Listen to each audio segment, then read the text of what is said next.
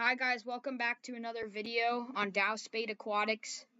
I am Dow, and today we're going to be jumping in to cleanup crew, just like cleanup crew for your freshwater tanks. Some of these guys will get the job done. Some of them will get the jobs done so well that they die. I'll get into that.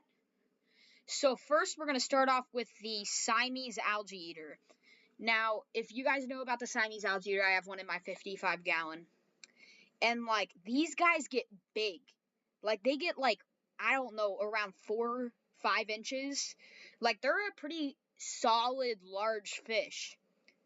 And, honestly, in my opinion, they kind of are, how do I say this?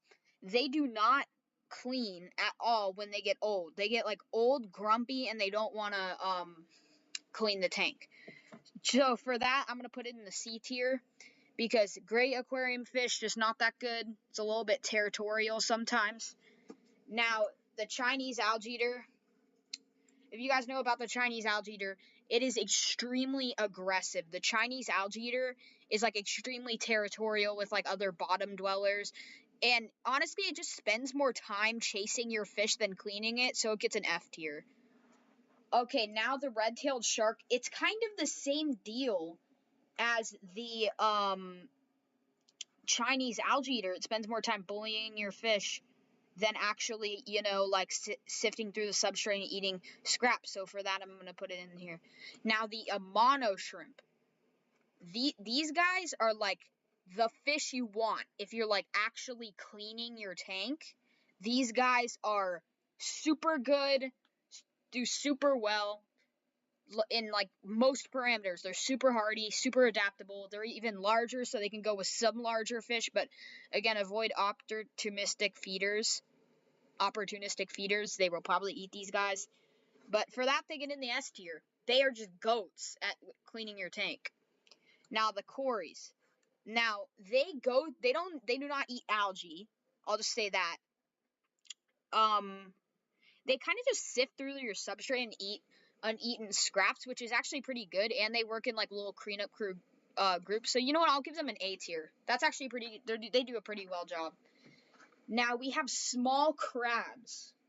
So small crabs would include the Thai micro crab and the pom-pom crab. These guys actually work super well. But something like the Thai micro crab, you will probably not see a lot inside your tank. So just be aware of that, and for that they get B tier. They're efficient at cleaning, sifting through substrate, finding uneaten scraps. But you know what? They're just not that, like, if you want something you can see, I would rather go with something like the Amano shrimp. Okay, now we have the Dojo loach. So this dude, I have seen them clean. They are pretty good at cleaning. Again, they sift through substrate. But they get massive, like 12 inches.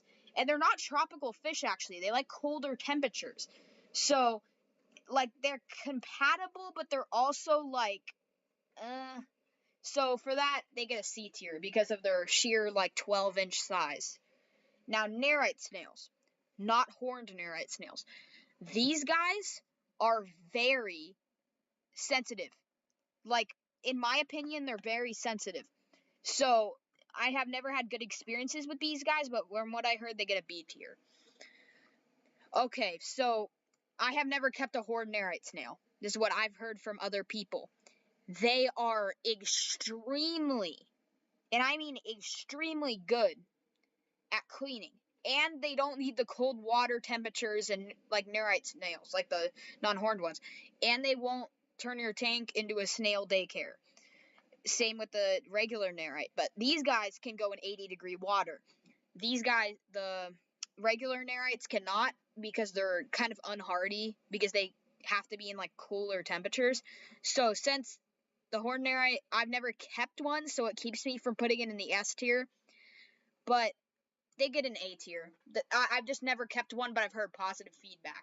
So until I keep one, I'll probably move it to S tier, or if it doesn't do any well, I'll probably put it in F tier. Okay, now we have the cherry barb. a lot of you probably know as a cherry barb, and most of you guys are like, wait, cherry barbs are algae eaters? Yes, I actually just found this out. They actually are algae eaters, but they're kind of like algae grazers. Like, it's not their main diet. Like, sure, they're great aquarium fish, but if you want to tackle algae problems, they're a straight C tier. They're just kind of not that efficient when it comes to cleaning algae. Same with mollyfish, they're algae grazers, and they like higher pHs, so it's hard to have compatibility with other fish, especially that most fish are acidic water. So mollies get a C tier too. Cherry shrimp. I love these guys. I have them in my 10-gallon with my guppies. And since I have so many guppy fry, you guys probably know that I breed guppies, but they do such a good job at cleaning my tank, but they're not on the Amano shrimp level.